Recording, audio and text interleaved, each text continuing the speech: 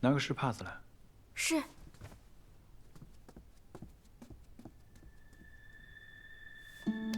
别走。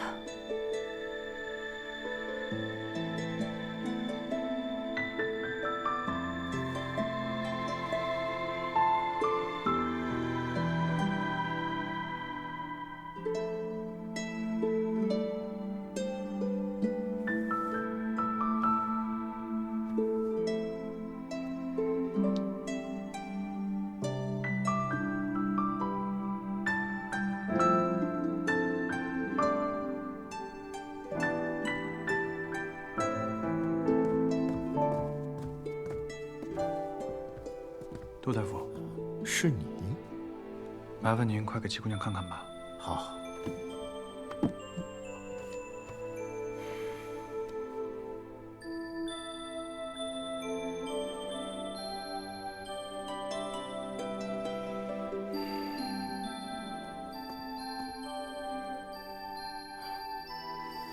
如何？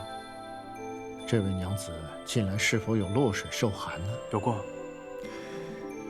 再加上这2日，她为了请我给罗老太太治病，劳累雨淋，也是我之罪过。待老夫开上几贴药，服下之后，体内的寒凉之气和高烧会退去的。有了。那就太好了。不过，这雪芝，照顾你家姑娘。是。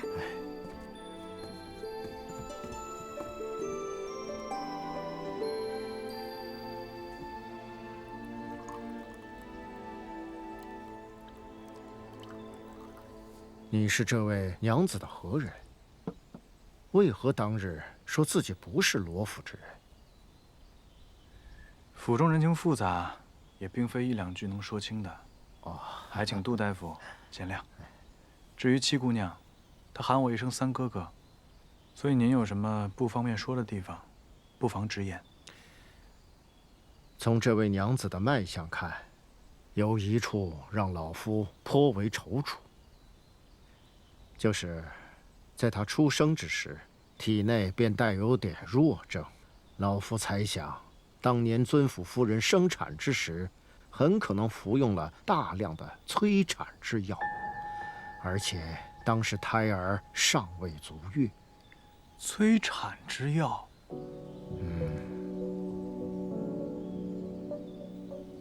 我是隐约听人提起过顾大娘子生产之时凶险异常，也因此早早离世。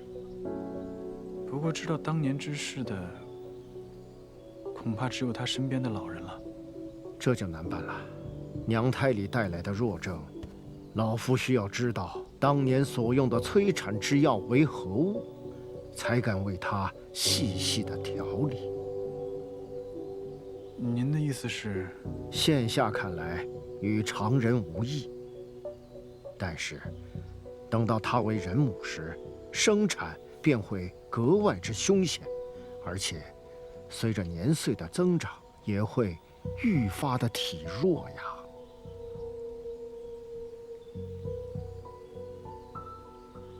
谢谢大夫。您在此处休息片刻。还有，今日之谈，麻烦您不要告诉七姑娘，以免她无端忧心。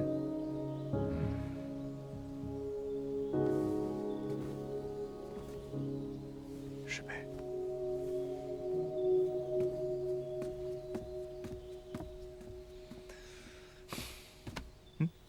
去找找顾大娘子身边的老人，看看有没有留在京的。如果有的话，立刻带来见我。公子，你又要做什么呀？快去！是。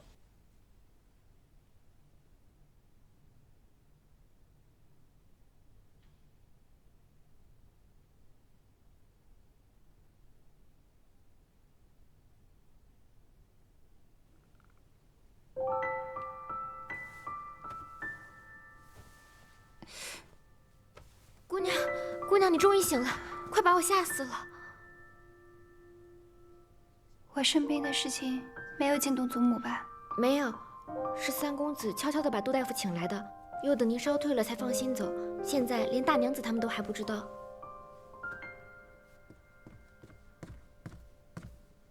七姑娘，杜大夫来了。你就是母亲送过来的松枝。七姑娘安好。来之前，大娘子特意叮嘱我，一定要全心全意地服侍姑娘。姑娘让我做什么，我就做什么，不让我做的，一概不多问。是个伶俐的。去把杜大夫请进来吧。是。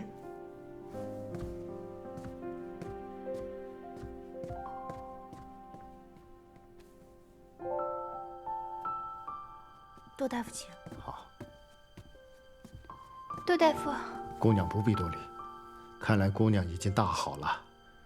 这是老夫新开的药，服用之后便无碍了。老夫人那里也安稳下来了。我会3天入府1次，为她扎针，姑娘尽可放心。杜大夫，大恩不言谢。你要是有什么差遣的，尽管告诉姨宁，姨宁一定竭尽所能。啊，医者本当治病救人，姑娘不必多礼。那就有劳杜大夫了。松枝，送杜大夫下去吧。好。是。杜大夫，请。姑娘，这杜大夫真是医者仁心。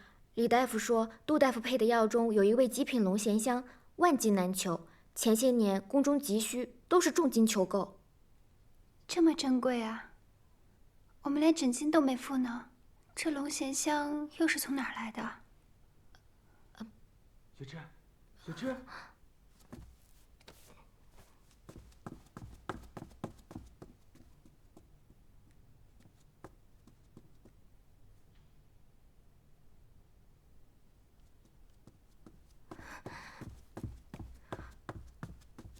姑娘，派出去的小厮来报说，刚刚碧衣鬼鬼祟祟的出门去了，说是去采买布料，可去的却是城东。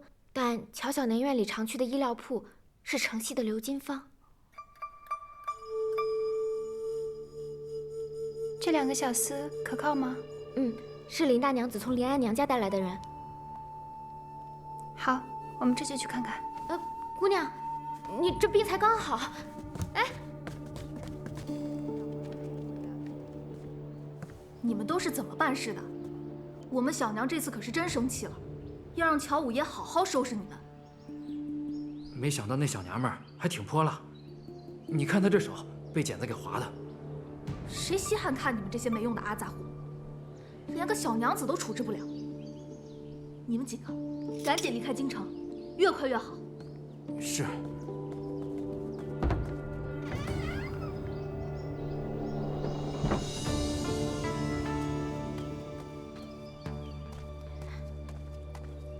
姑娘，要不我们还是报官吧？那些人都是杀人不眨眼的匪徒。现在不能报官，若是报官的话，远景阁的事情也就藏不住了。那要不我去把三公子和少安请过来？你先别去，他刚刚受伤。三公子受伤了？什么时候？你先别管了，你听我的，知道了吗？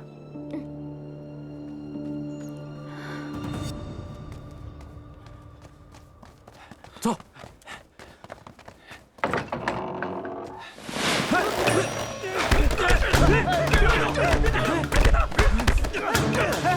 别动！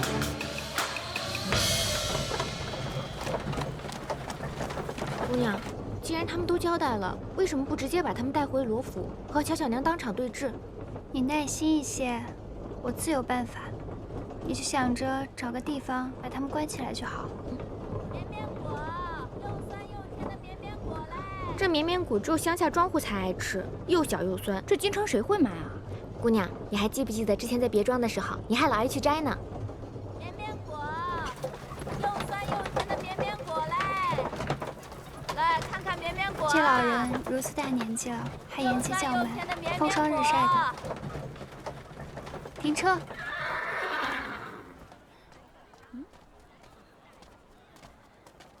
哎，姑娘，买个绵绵果吧。老夫人，我帮您卖这绵绵果如何？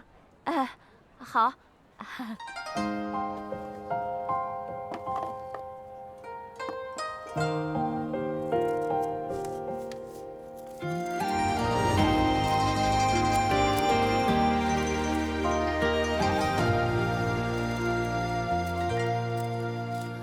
南风入侵，嗅过。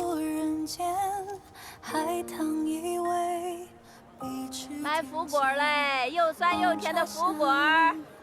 来看看福果啊，姑娘来看看，来一个福寿绵绵，来2个福禄双全。带福出齐天，给我拿2个，啊2个。姑娘，你的手真巧，教那老夫说的词也好。像这福字贴在果子上，还是稍显刻意了些。若是这福字能长在果子上，岂不是更好？那怎么可能？在这果子未能成熟的时候，就将这福字贴上去。等它长大的时候，这福字的烙印不就在上面了？姑娘，你这点子倒是新鲜。不过你是罗府娘子，一辈子定是衣食无忧的，哪里需要上街卖果子呀？这世事难料，谁又知道以后会发生什么呢？就像我母亲，出生在顾家高门，又嫁给了世家罗府，如今却……姑娘，快别想这些了。当日远景阁的那些人，查得如何了？属下无能。我们离开之后，皇城司追查可疑之人，在附近发现一男一女，但并未抓到2人。一男一女。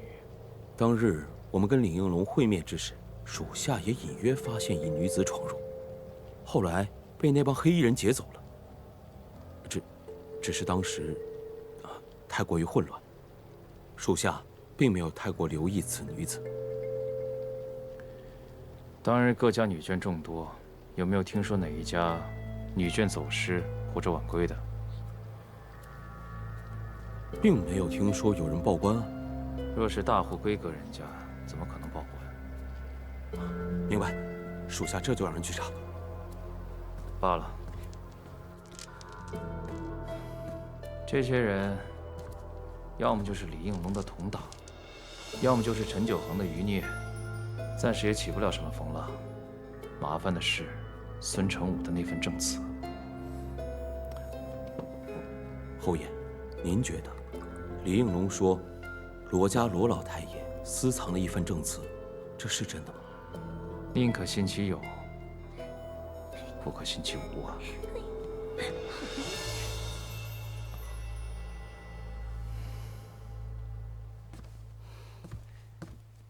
舅舅，您老人家怎么来这儿了？听说你回京以后，整日流连勾栏瓦舍，连城府都很少回去。我不来这里，去哪儿找你啊？舅舅特意来找我，可是有事要交代。据我所知，你的祖母和罗老夫人有些故交，长辈间的手帕交，还算有些来往。那回京以后，你不得去罗府拜会拜会？自是应该。舅舅有何事，尽管差遣。李应龙交代罗府有证词，你替舅舅去罗府探索探索。明白。等一下，你这东西哪儿来的？这个，刚才街市上有一老妇叫卖，不过就是个乡野之物。哦，倒是叫法新鲜，说这是福果，我带来的美人喜欢，我就买来博她一笑。我这个果子啊，可不是一般的果子，这个果子啊，它寓意好啊，它买一个代表福寿满满。起开！起开！起开！起开！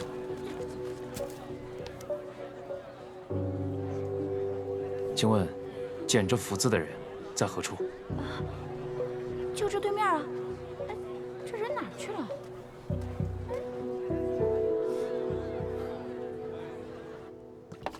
哎，公子，你这是要去哪儿啊？我去看看七姑娘怎么样了。自己伤还没好，急着给别人看病。少安，我发现你的话真的是越来越多了。下回郑掌柜去滇西进货，你跟着一块儿去吧。那公子可要错过一个我刚打听到的好消息。卖什么关子？快说。兄弟们打听了许久，顾大娘子当年身边的老人确实都已离开了京城，不过一个粗使婆子嫁给了一个姓安的农户，这人呢是个赌棍，不舍京城的繁华，便逼着安氏又偷偷的回来了。人在何处？巧了，难道正好被扣在赌坊里头？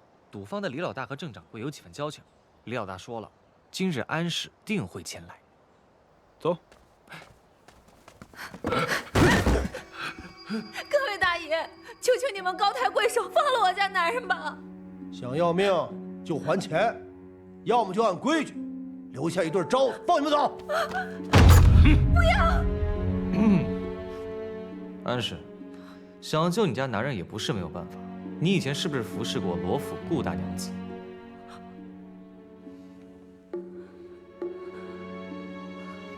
没有，我不认识什么顾大娘子。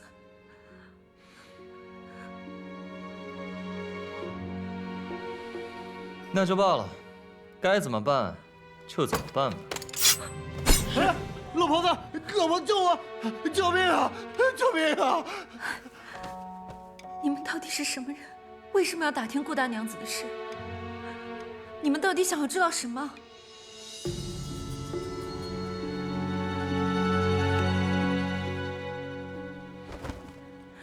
以后不许你们再回京城，否则小命难保。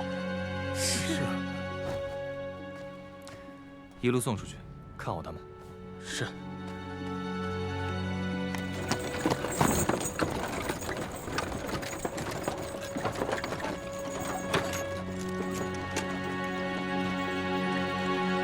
我要不要把真相告诉他？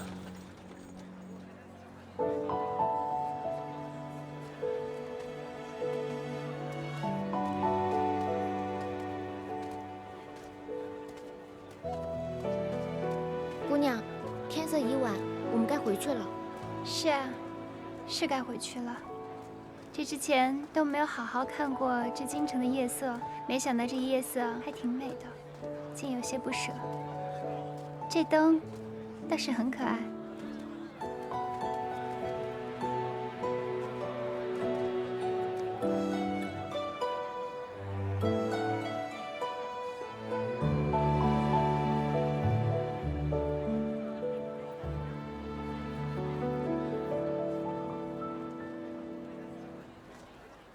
身体都还没有好，怎么就偷偷溜出府了？三哥不也是吗？我是刚好路过，碰巧遇到你。少安，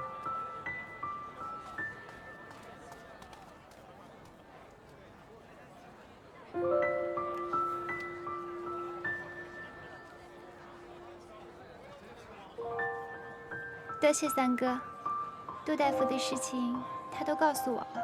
那龙涎香价值万金，三哥还真是深藏不露啊。我不是有意想要瞒你。上次远景阁的事情之后，我都不知道到底哪个才是真的你，是在罗府默默无闻的三哥，还是可以得到龙涎香的三公子？每一个人都有自己的秘密，就像每一盏灯都有不同的亮度。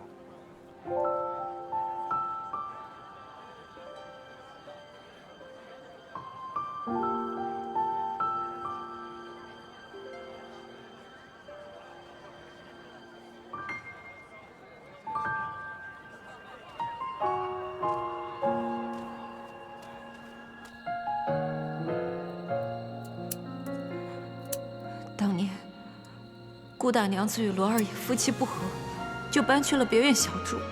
不料一日出门，遇到了贼人，将她掳了去。我等四处寻找，等找到顾大娘子之时，谁知她已经有了身孕。安氏，想清楚了再说。小人说的句句属实。当时顾大娘子怕罗家人知道，便用催生药强行将孩子生下。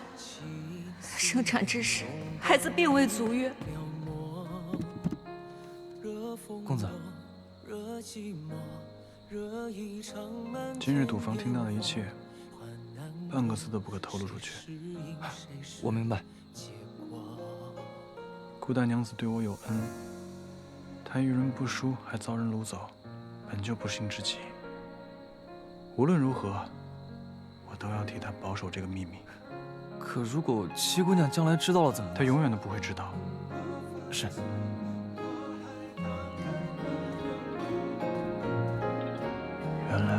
是亲兄妹。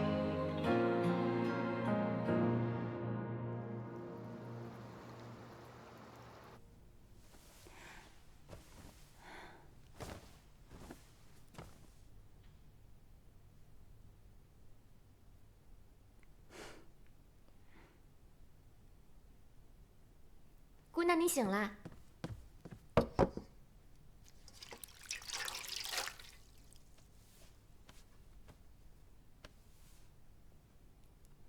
雪芝，你说三哥是个什么样子的人啊？我管他是什么样的人，只要他对姑娘也没什么坏心眼就行。他对我倒是注意良多。哦，对了，我昨日听少安无意中说起，再过几日便是三公子的生辰。不过因为三公子不受待见，好像从来不过寿呢。想想三公子也挺可怜的。三哥的生辰，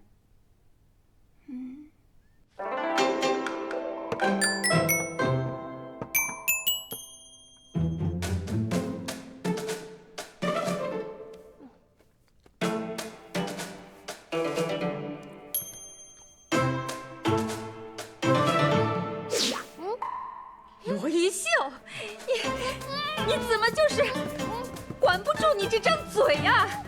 还吃？回来！大姐，我真的错了，你把富贵给我，快点！这已经是第5回了，你知道我弄到那些书，我费了多少心思吗？现在全让他给我毁了！姐，我给你保证，他绝对不会乱跑乱拉了。谁信你的鬼话？快点！你快点！你听见没有？你给我站住！姐，你别追了！你给我站住！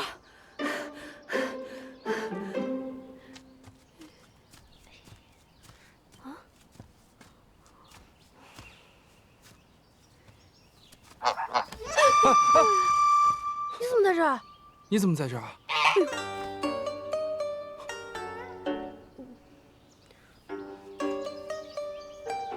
你偷吃被抓了？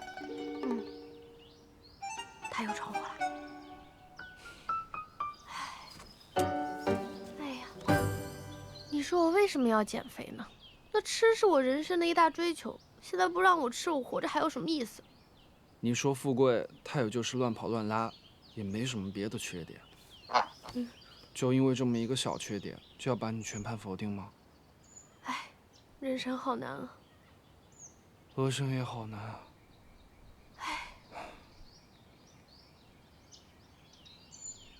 我看过一本古医术杂记，上面说女子身形肥胖，很有可能不是因为吃的多，有可能是因为消化不好。肥胖，很胖吗？我现在？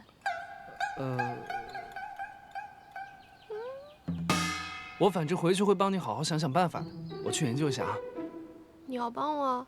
那是自然，我们也算共过患难，相信我。行吧，以后你有事我帮你看着富贵，不会让他乱闯祸的。那我们就说好了。互相帮忙，一言为定。一言为定。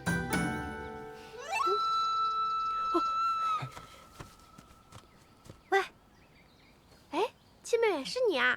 七外甥女，你怎么来了？我想让你们2个帮帮忙，办一个生辰宴。啊？三公子在吗？来了。三公子，七妹找我有事情吗？回三公子的话，是我们姑娘想喝您酿的枇杷酒了，特让奴婢来请三公子送2坛到我们海棠院。好，我随后让少安送过去。三公子，姑娘还让我传话，一定要让您亲自送过去。哦，好。雪芝告退。这七姑娘也真是的，还让您亲自跑一趟。您后背的伤刚好，为了拿龙涎香，明明3天的路，硬是要1天1夜跑回来。好，伤好差不多了啊。哎，公子，你就惯着他吧，开口就要2坛酒，他是要大宴宾客还是怎么着？况且今日还是公子的生辰，哪有让寿星跑腿的道理啊？母亲就是这一日过世的，我一向是不幸生女，又不是不知道。那我要干嘛来着？哦，拿酒。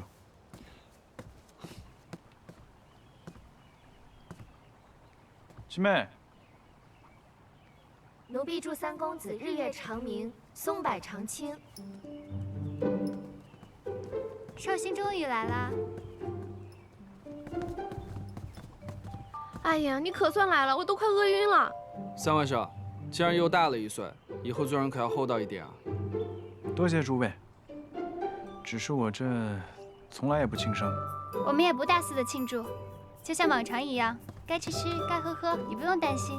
你看，你正好带了我最爱喝的枇杷酒，咱们一块儿多喝几杯。这个得配这个，这个菜得配这个，这样才是最美味的。你搞个香料比我配药还惊喜啊！那当然了，不同的食材得配不同的香料，才能把它的风味发挥得淋漓尽致。那个，三哥，我是第一次这么叫你。今天既然是你的生辰，那我就把我刚调配的秘制香料送给你，祝你胃口大开，吃什么都香。谢谢六妹。那个大外甥啊，鉴于你上次请客不付钱的恶劣行径，我原本是不打算来的，所以呢，这寿礼你就别想了。舅舅，上次之事是我不对，多有得罪。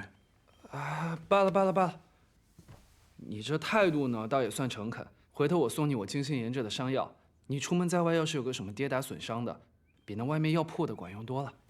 谢谢舅舅，这一杯我先干为敬。哎，等等等等，光喝酒有什么意思啊？得玩点什么？这是什么？醒酒令，我们一人转1次勺子，等勺子停下来之后呢，转勺的人可以向勺柄指向的人提一个问题，必须如实作答。若答不出来呢，喝1杯酒；若答上来了，提问的人喝1杯酒，如何？我觉得可以，你先示范一下呗。我示范一下。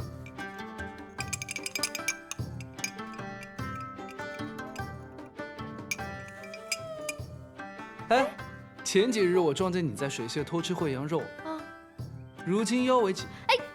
哎，这是你能问的问题吗？不问就不问，那你答不上来，喝酒。好吧。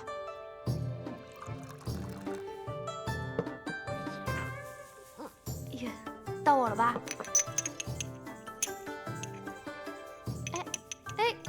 你，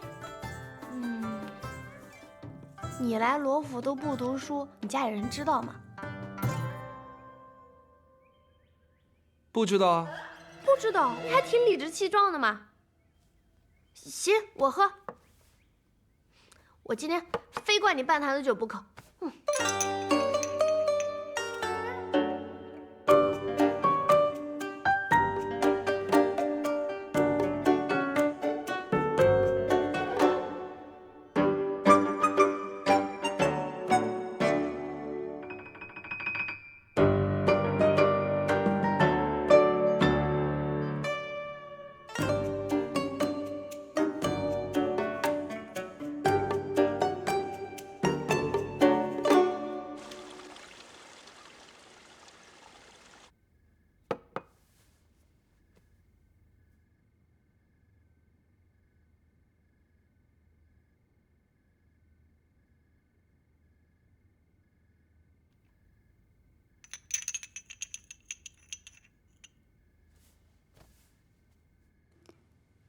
三哥，可曾怨恨罗府？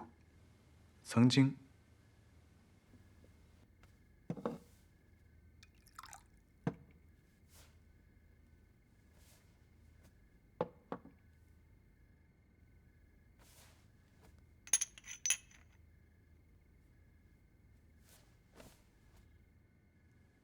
那现在呢？已不重要。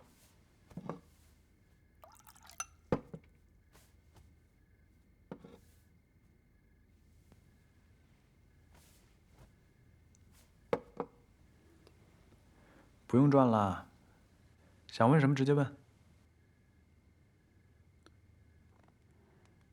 三哥，可有所珍视的？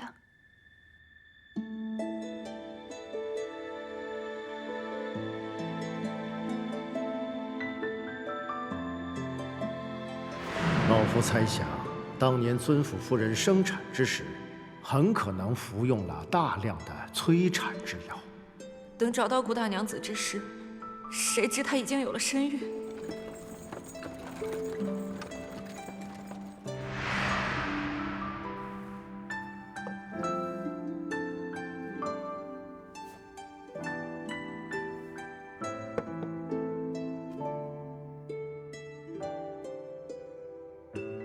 七妹妹，即使你不是罗府中人，也一样是我的七妹妹。你喝多了吧？什么叫不是罗府中人？她是罗府七姑娘。她不是。七妹妹的脾气和秉性和罗府其他人都不一样。三哥说的对，三哥说的对。你这就不行了。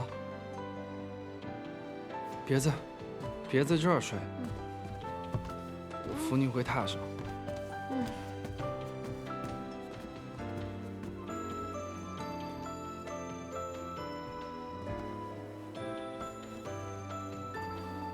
三哥，嗯，我知道，你甘冒其险，也要完成心中所愿。心若磐石，不可转移。不过，你能不能答应我一件事情？不可伤害自己，也不要伤害罗府的人。好，我答应你。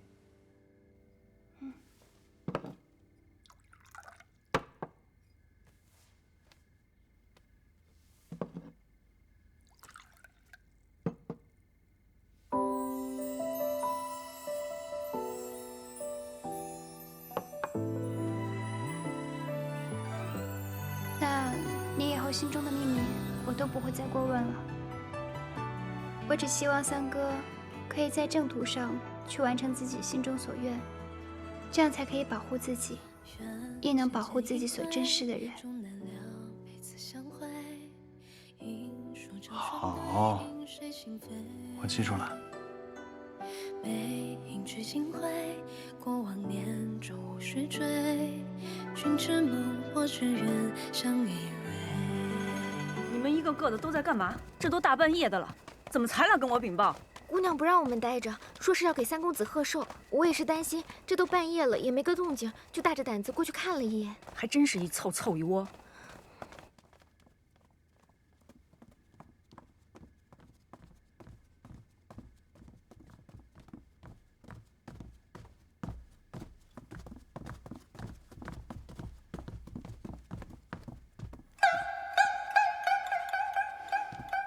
你们两个去外面守着，别让人进来看见了。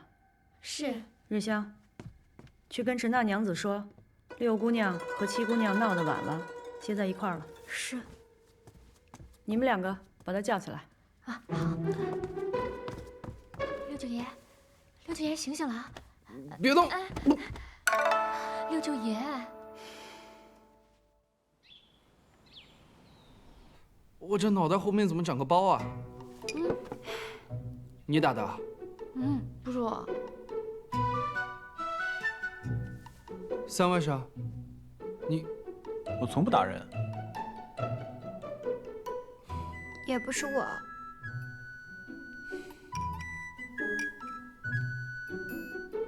这大早上的就吃这些啊？要不要给你备上一桌山珍海味人参鲍鱼，再配上60年梨花白？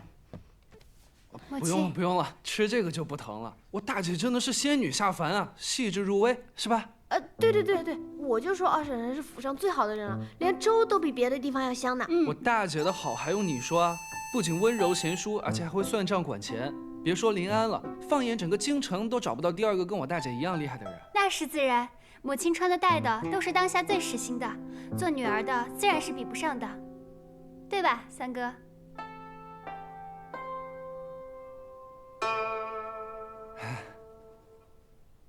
字是极好的。你们也别哄我，这次是被我抓到把柄了，以后再不听话，看我怎么收拾你们。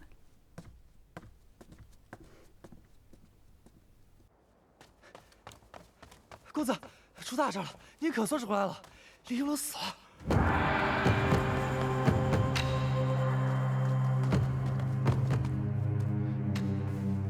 请公子责罚。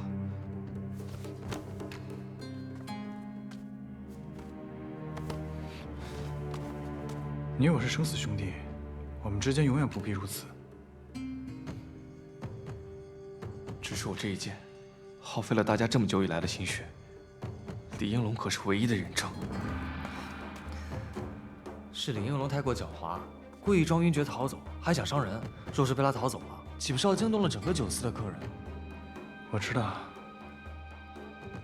全安也是不得已而为之。若是找到那份证词就好，只是不知道陆家学那边什么时候对罗府动手。狭路相逢，见招拆招便是。这么多年我们都熬过来了，没什么可怕的。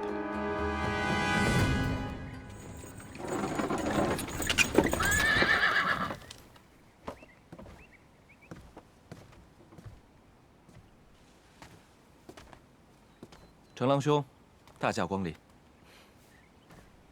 这边请。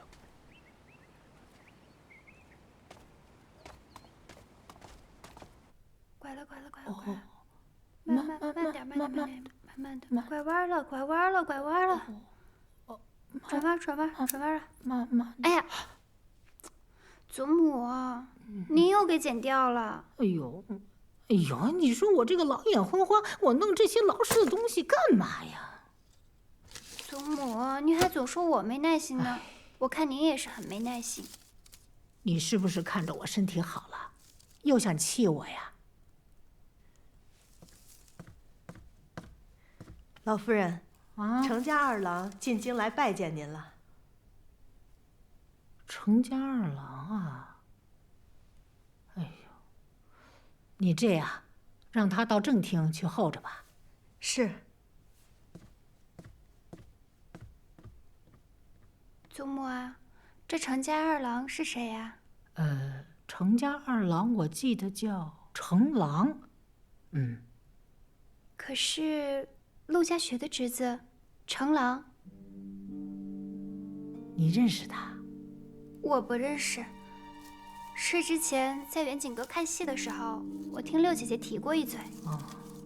程郎的祖母是我同宗姐妹，年轻的时候我们要好得很，后来她远嫁了呀，所以我们就疏于来往了。哎呀，这个程二郎怎么就突然造访了呢？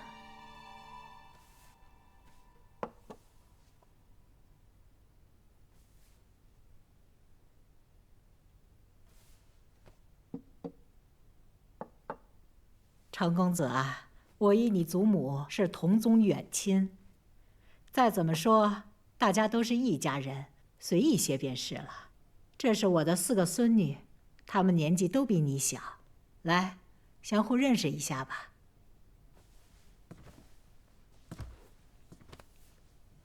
见过各位姑娘。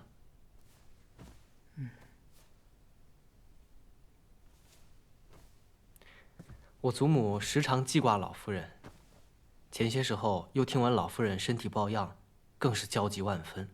但她年事已高，不宜舟车劳顿。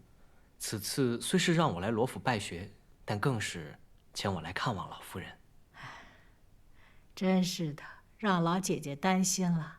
我这身体啊，已经大好了，多亏我这个小孙女怡宁，她为我求医问药，还一个劲儿的天天逼着我喝那个药汤。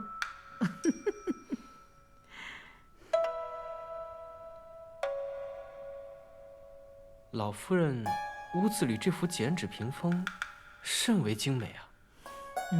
必是名士之作吧？啊，这个精美之作呀，也是我小孙女剪的。她一小就喜欢剪纸。没想到七姑娘如此手巧，我舅舅也喜好剪纸。都是我喜欢的一些小玩意儿，难登大雅之堂。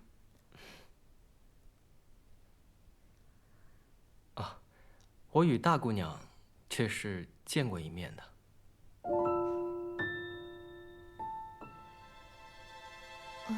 远景阁那日与程公子有过一面之缘。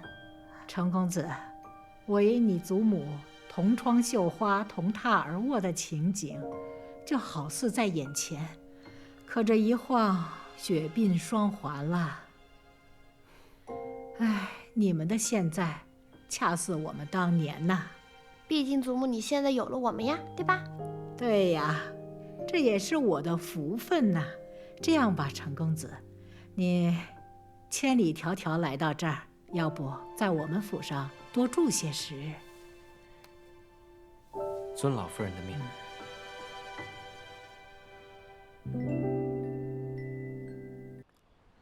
你是想把一玉说给成郎？是啊。儿媳想着，成郎君年少有成，家世又好，一玉呢也到了该议亲的时候。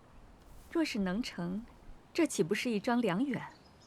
家世虽好，你只知其一，不知其二啊！母亲是不是介怀成郎君是庶出啊？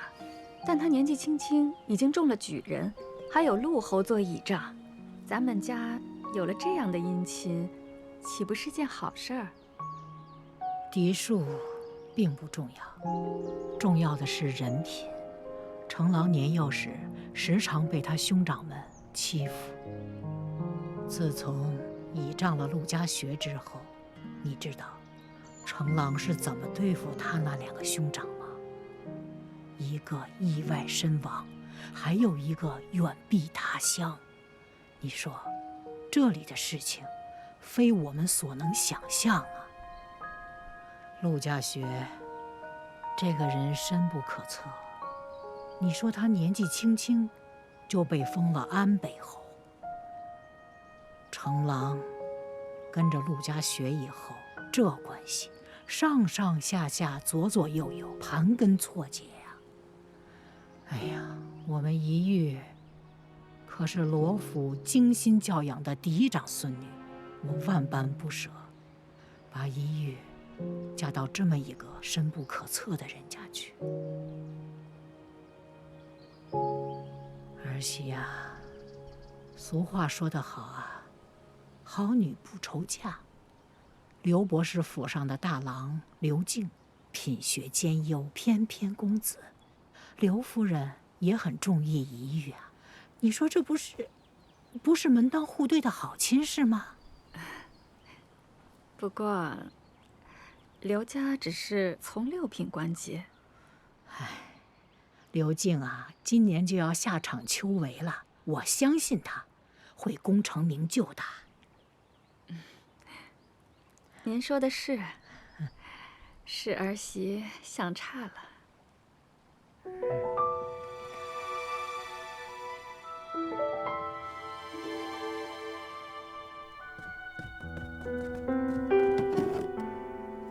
雪芝，你去拿一个火盆过来。姑娘，这是要做什么？把它们烧了。啊？啊什么？快去！哦。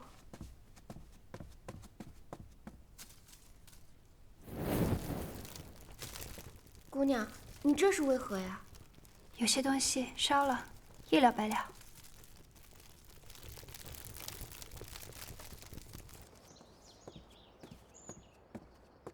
松枝，你帮我把这盆端出去吧。知道了，雪芝姐姐。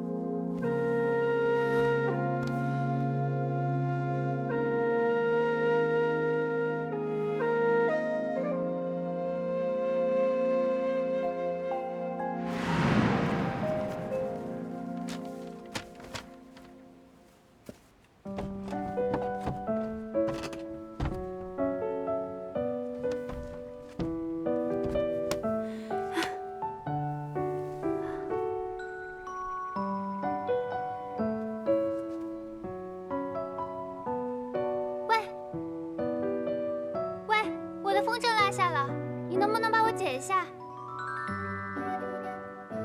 我跟你说话呢，你帮我剪一下风筝吧。要是不理我，我就自己进来捡了。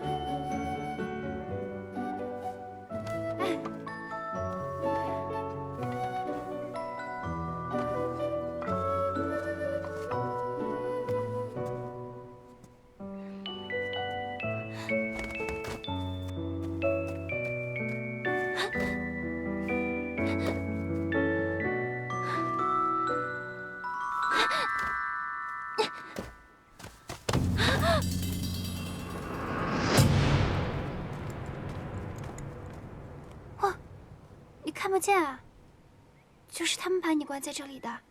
你是谁？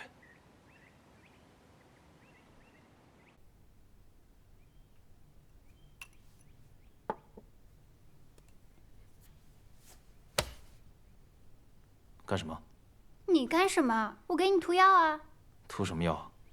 是不是我大哥派你来的？你先把我的手松开。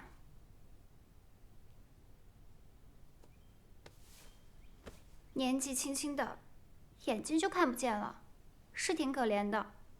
但是你也别自暴自弃。这个呀，是我一个会医术的小姐妹给你开的治眼睛的药，你记得每天都要涂。我还给你带了一大篮子的好吃的，这里面还有一束玉簪花。我不能跟你多说了，我得先走了。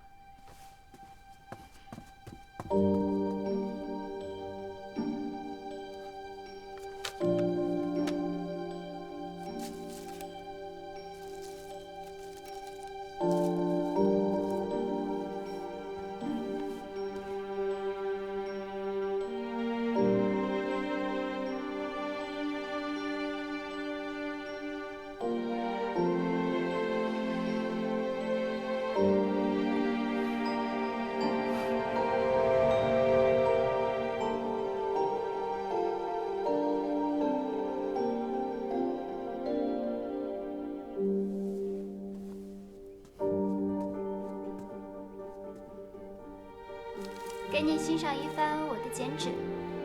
这个呢，是我剪的西湖。这西湖上有一片小舟，舟上还有2个人。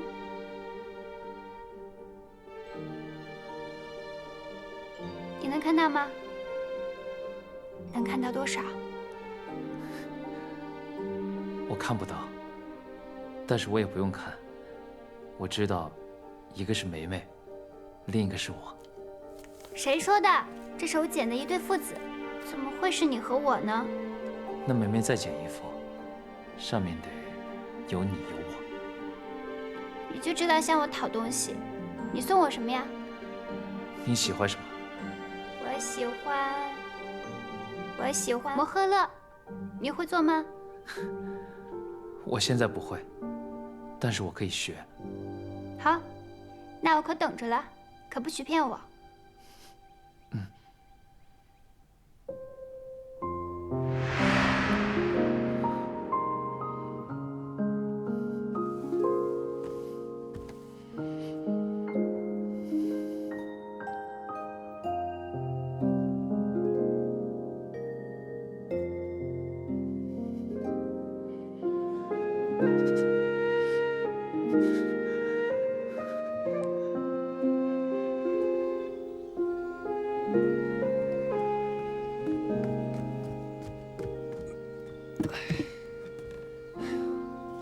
公子，那成郎是陆家学的外甥，他入府真的只是探望老夫人吗？没那么简单。玲珑招供，他们是冲着正司来的。啊，公子，那你还有心思在这捡花啊？万一正司被他们发现了怎么办？我们找了那么多年都没有找到，他刚一来就能找到。那万一人家比公子聪明呢？他要是聪明，那就让他探探路。莫非公子是想利用他，先诱老夫人有所动作？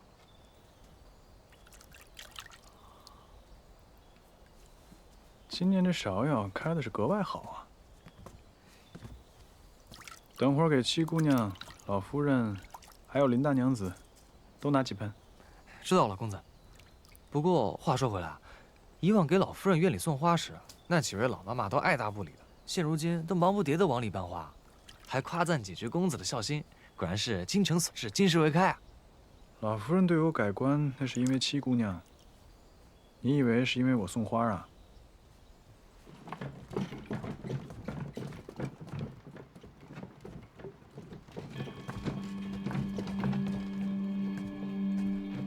公子，这人怎么一直盯着我们啊？他走他的，我们走我们的，没事。二位请留步。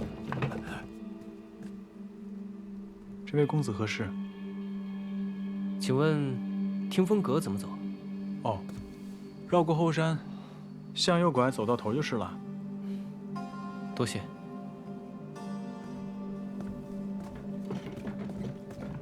吓死我了！我还以为他发现了什么端倪呢。他是来找证词的，不要自乱阵脚。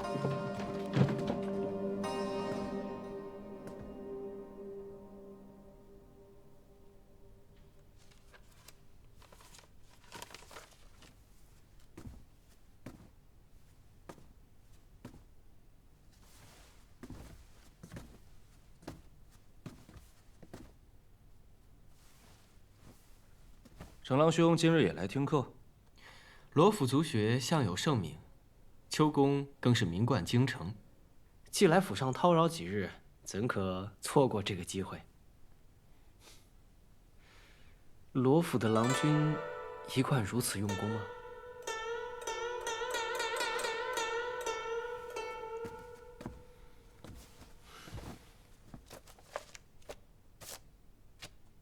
山远兄喜欢兵法，莫非程郎兄也有此好？从军为国，最显男儿血性。唉，可惜啊，我母亲不许我习武，只求我能中举。是不是罗老太爷留下什么遗愿？当年罗老太爷的文采可是人人称道，可能也希望罗府子孙皆能在文采上出众。祖父去世时，身边只有祖母。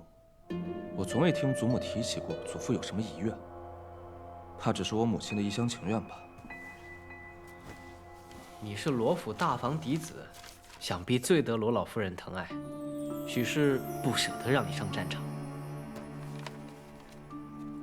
在祖母心中，我们所有兄弟姐妹加在一起，也比不过一个罗怡宁。七姑娘，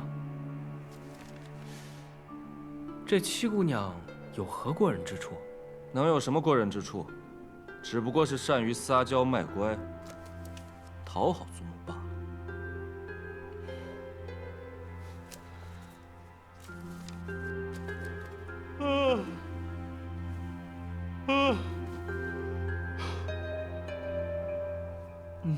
想必这位便是府上三公子吧？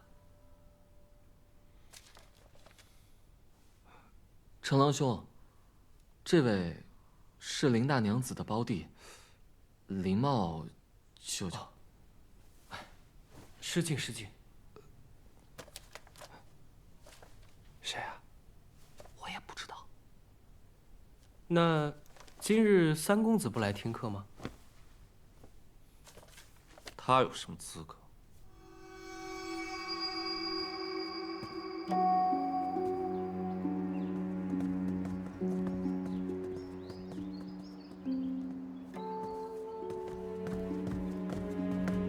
七姑娘，陈公子，这是要去哪儿啊？我准备去给祖母请安。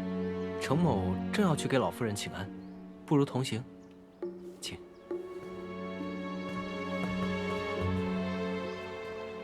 我瞧七姑娘每日要去老夫人处问安好几次，七姑娘可真是个至真至孝之人。我年幼的时候丧母，自小是祖母带大的，到时候我们自然与祖母关系更亲厚一些。七姑娘小心台阶。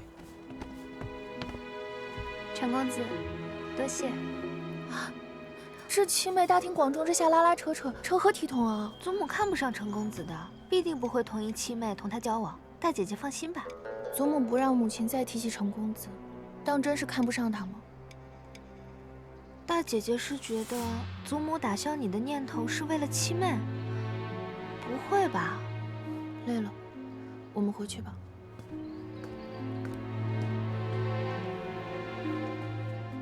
姑娘，我今日差点被陈公子吓死了，他这是何意？莫不是他看上姑娘了？休得胡说，此人并非良人。我看他是故意试探些什么。要试探什么？姑娘回来了，这是方才三公子送来的。放在这儿吧，回头我插花。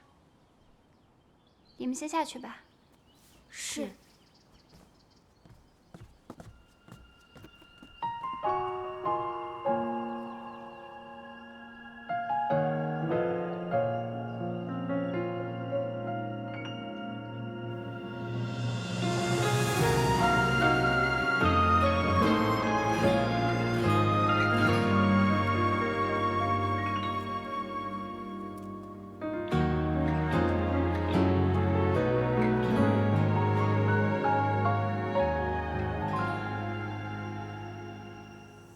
站在那儿做什么？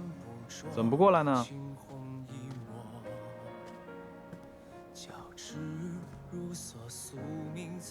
三哥的字写得真好看，要是能坦坦荡荡，让他人看看，会更好。其他人的看法我并不在意。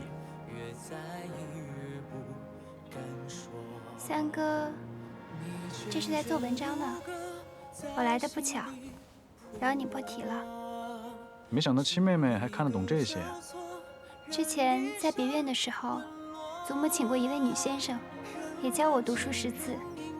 当时我好奇，就问过一些。三哥，可曾想过求取功名？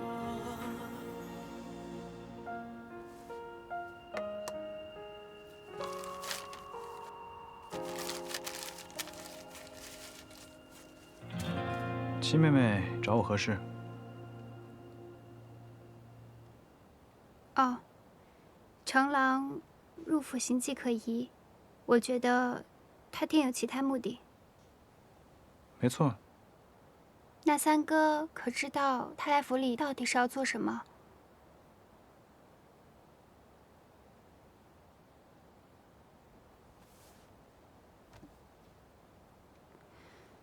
那三哥能不能告诉我，他会伤害祖母还有府里其他人吗？七妹放心，我定不会让他这么做。有三哥这句话，我便放心了。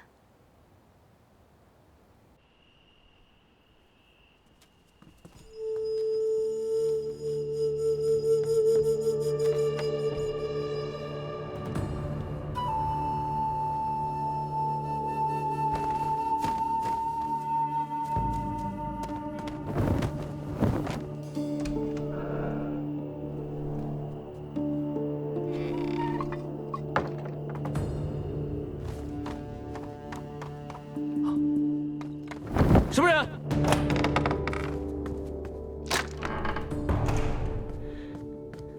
老夫人，府内有黑衣人出没。黑衣人？白管家说是在客房附近发现的踪影，因为程公子是客，他也不便进屋搜查。二爷他知道吗？白管家是先来木樨堂通报的。我担心的事终于发生了。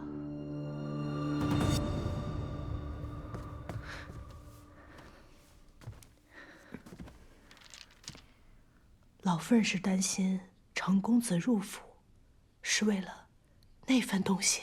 程郎是陆家学的外甥，这个陆家学靠上谁平步青云的，这我心里非常清楚。今日程郎突然登门造访，我已经生疑了。文斋啊，文斋，你丢下这么一大烂摊子，你叫我怎么办？老太爷刚挣了一辈子，当初您不也是看中了这一点？叫白管家不要声张，盯着点就是了。是。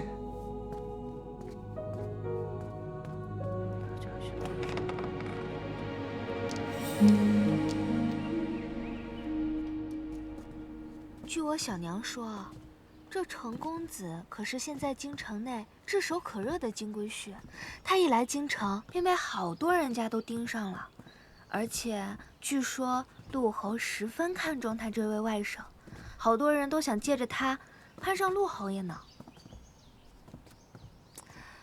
这论家世，论才学，刘公子确实是比不上程公子。女子婚姻之事，向来都是由家中长辈做主。即使我不愿意，那又能怎么办呢？我就是替大姐姐觉得可惜嘛。而且，我总觉得你们俩是情投意合的。妹妹慎言。妹妹为何会这么觉得？你想啊，这安北侯府想要找什么样的先生找不着啊？为什么非得来罗府求学啊？就算祖母跟他家老夫人是手帕交，但是有这么多年都没有见了，却突然派一个孙辈来访，有些牵强。我总觉得什么？难不成他是因为和大姐姐的前缘来的？妹妹胡说些什么呢？程公子来了，我先走了。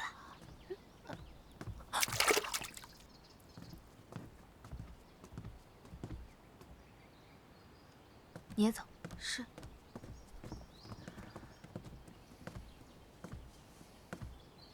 看得如此入神呢。大姑娘也太糊涂了，这五姑娘怎么就走了？留孤男寡女在一处，若是被人瞧见了……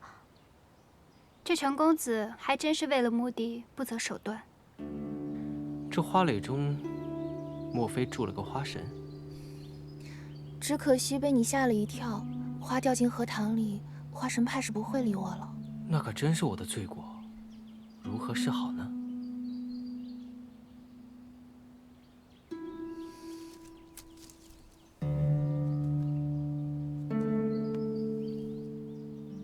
你回头告诉下院子里的人，之后行事说话都要更注意一些。要是有人问起什么，什么都别说。是，七妹妹。七妹妹也是来此处赏荷花的，还是知道程公子近日都会来这里赏花，故意来候着的？那吴姐姐又是怎么知道程公子会来此处赏花呀？我还要去祖母那边请安，先走一步。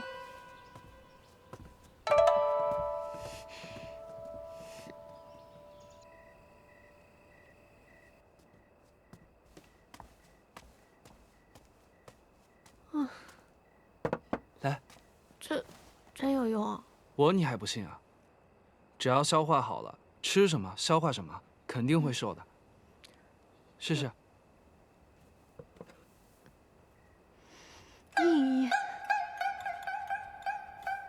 走，过来。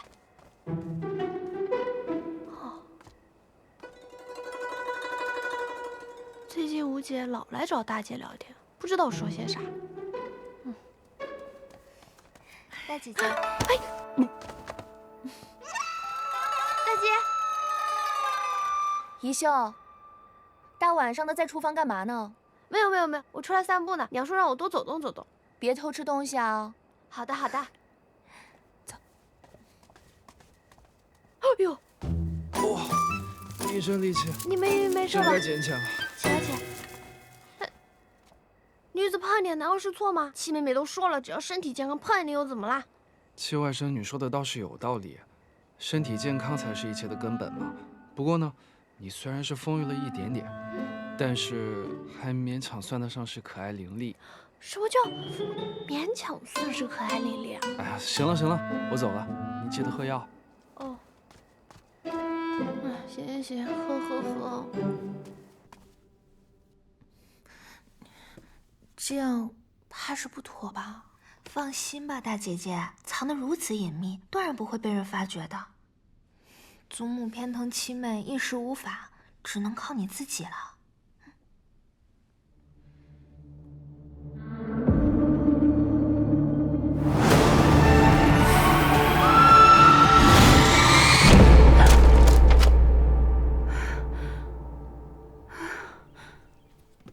姑娘可是又做噩梦了。您之前在别人落水后就时常做噩梦，后来青去帮您调理了之后便好了许多，怎么近来又开始做噩梦了？我没事，等青去回来，给我熬几副安神的汤药，我喝了就会好的。七妹妹，七妹妹，我之前藏在你那儿的宝贝盒子呢？看给你急的，我藏在书房里了。哦，雪芝，快去拿过来。哎呀，我跟你说，我娘今天被刘家大娘子叫去看戏，千载难逢的好酒，我可得好好吃一顿。姑娘，你不能吃太多了，不然明日大娘子又要给你量身刑了。没事，现在我有后路了。哎，我刚看那荷叶还不错，一会儿让他们摘几片荷叶，晚上我们做荷叶糯米鸡。七妹妹，走，一起去摘。我还要看账本呢。看什么账本？俗话说民以食为天。走，哎。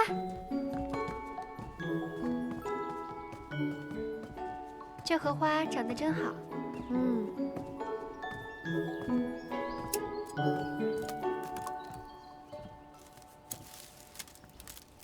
姑娘，姑娘，起来吧。你们是哪房的丫头啊？摘这么多荷花干嘛？六姑娘，我们是被大娘子拨去伺候成儿公子的。大娘子说，寻常的花俗气，便让我们摘些荷花放在成儿公子的房间里。哦，行，那送去吧。等等，这成公子的书房摘这么多荷花做什么？他书房里又没有池子，也放不下呀。还有一些是大姑娘要的。啊？大姐姐什么时候喜欢荷花了？奴婢也不知道。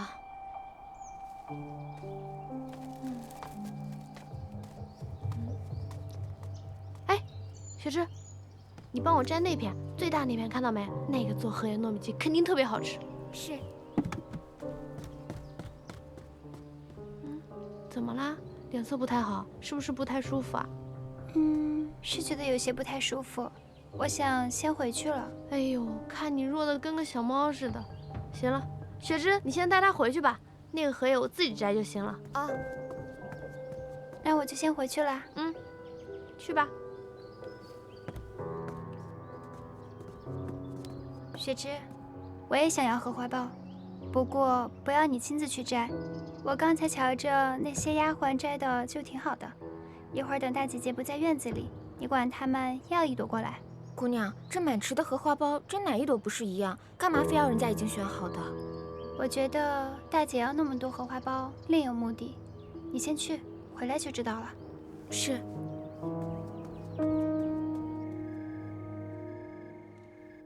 姑娘，要不要我去厨房给您拿些绿豆汤来，让您喝了提提神？好。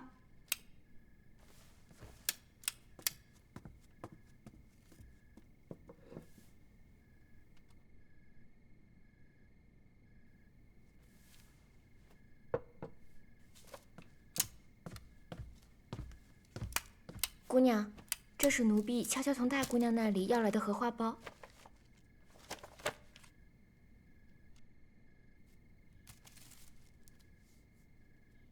姑娘在瞧什么？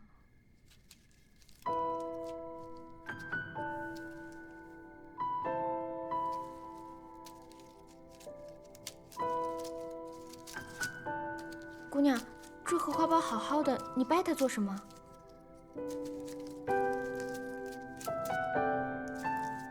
这奴婢拿回来之后就没有动过，这荷花苞里为何会有一张纸条呢？玲珑骰子安红豆，入骨相思知不知？上次大姐姐要荷花苞，我就已经觉得奇怪了，没想到她竟然这么大胆，学着戏文里的姑娘给别人传情诗。这如何使得？大姑娘也太糊涂了，咱们府都快和刘家定亲了，姑娘，这事咱得去告诉老夫人。这件事情若是我告诉祖母，大姐姐日后定会怪我；若是我不告诉祖母，以大姐姐的脾气，不知道会闯出什么祸来。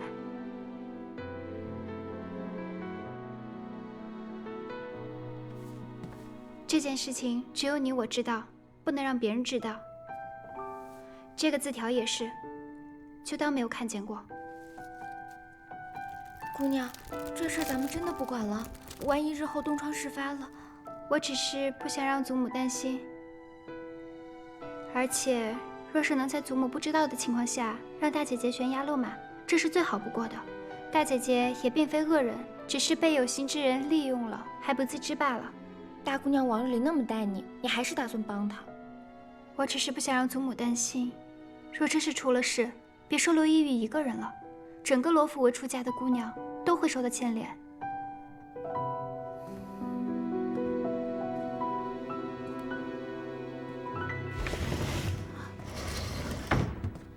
怎么样了，小姐？这是陈二公子的回信。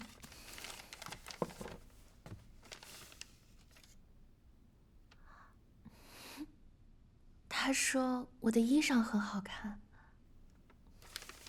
快去给我拿笔来。小姐，咱们还是别写了吧，这要是被大娘子知道了，奴婢被打死都是轻的。再说陈二公子也不是真的想和您在一起，您毕竟是和刘公子定亲了的。我就搞不明白了，母亲他们偏要定这门亲事，论才学、样貌、气度，我哪样不是最好的？我跟程郎才是真正的郎才女貌。再说了，他也并非完全对我无意啊，否则又怎么会给我回信呢？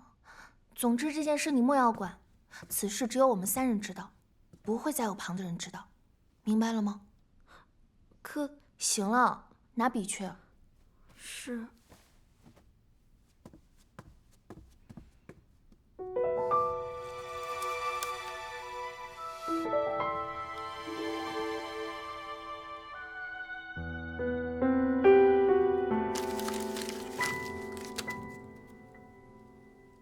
公子，罗一玉竟敢如此与你私下通信，看来他是真对你动了心了。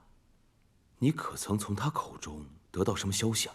他说，罗老太爷生前最常待的地方就是怡心斋，他故去后，怡心斋一直都被保留着。罗老夫人常会独自一人去那儿待着。那证词会不会就在怡心斋？有可能，找机会进去翻一翻。这罗一玉虽是大房嫡女，但大房嫡女不如二房得罗老夫人的心。罗一玉也是知之甚少，套不出什么话来。回头把这些话都扔了。好。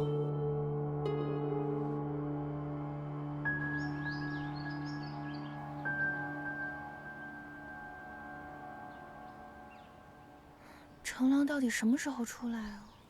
大姐姐，这是在看什么呢？七妹妹来这儿做什么？七妹妹又是来这儿看什么的？我们姐妹几个里面，论女工，还是姐姐做得好。瞧这荷花，绣得栩栩如生。若是再绣一首诗在旁边，不若就绣“玲珑骰子安红豆，入骨相思知不知”这2句。大姐姐是不喜欢啊，我倒是挺喜欢的，念起来觉得舒服。只不过相思入骨又如何？今日是被我捡了去，若明日被别人瞧见，可怎么办？你怎么知道的？我是为了大姐姐好。你是不是也轻心程郎，所以才故意盯着我的？我与他素无交集，话都没有说过几句。大姐姐慎言。大姐姐真心觉得程郎是可以托付的人。你这话什么意思？这是程公子今日命下面2个人扔出去的，还好我留意着捡了回来。若是被旁人看了去，可怎么办？大伯母、祖母，还有各位姐妹，都该怎么办啊？大姐姐，孔怀兄弟同气连枝，一荣俱荣，一损俱损的道理，别人怕是不明白，可是聪慧如你，怎么会不明白呢？我是糊涂了。妹妹只要不说出去就成。放心吧，这件事情我是不会说出去的。只要你以后不要再犯糊涂就好。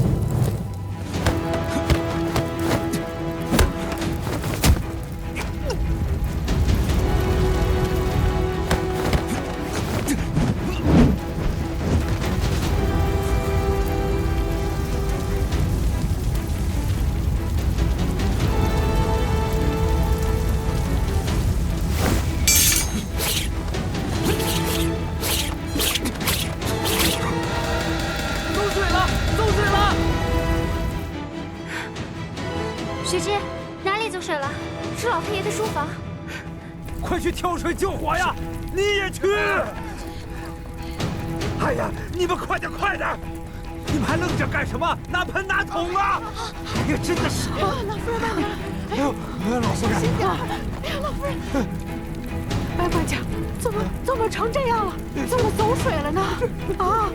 我也不。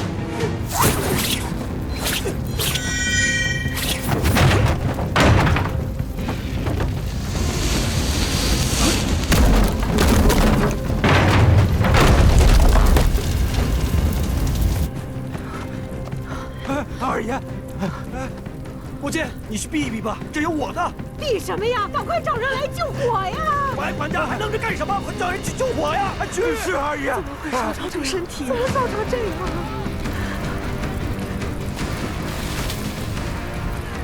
谁把他烧成这样了？父亲，你们先去海棠院避一避吧。这火这么大，得等火灭了之后，才能进去看看里面的东西。避什么呀？我得看着这火灭了，到你祖父的房子里去看看。你祖父的东西可都在里面呢。您别着急了，母亲，祖母，您别着急，祖母。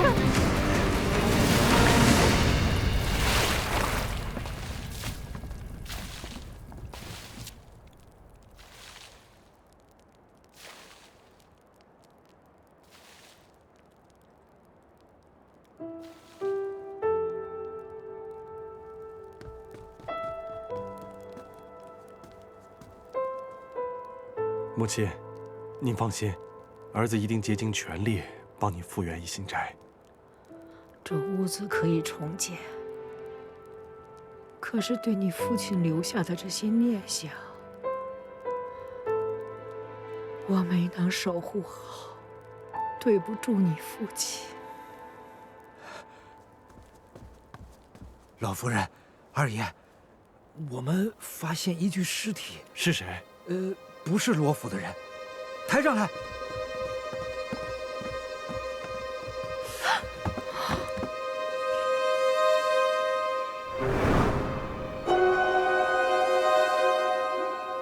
快去报官！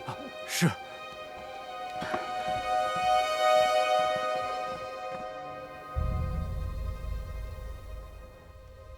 怎么会是李应龙呢？他想抢夺证词，威胁侯爷。那证词呢？被他抢走了。当时整根梁柱砸中他，如果我要过去的话，恐怕现在就有2具尸体了。不过我认得他的扳指，而且他的身上我也辨认得出。公子，证词被烧，也许是件好事。怎么打得这么巧？好不容易掌上的伤口又裂开了。我看老夫人痛心疾首的样子，证词不会真的在怡心斋吧？不会。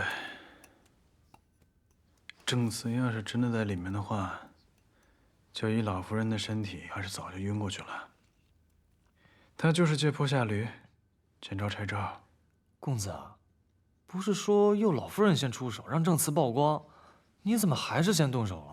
老太爷对老师有恩，我不能不顾罗府的安危。公子是为了老太爷，不是为了七姑娘。废话！但是又大费周折的自己伪造证词，又把李应龙的尸体送进火场，还活生生的被房梁给砸了，有这个必要吗？不是你敷药你就敷药吗？你怎么那么多问题呢？陆家学不是那么好糊弄的，你得让人和证词一起葬身火海，他才不会对罗府虎视眈眈。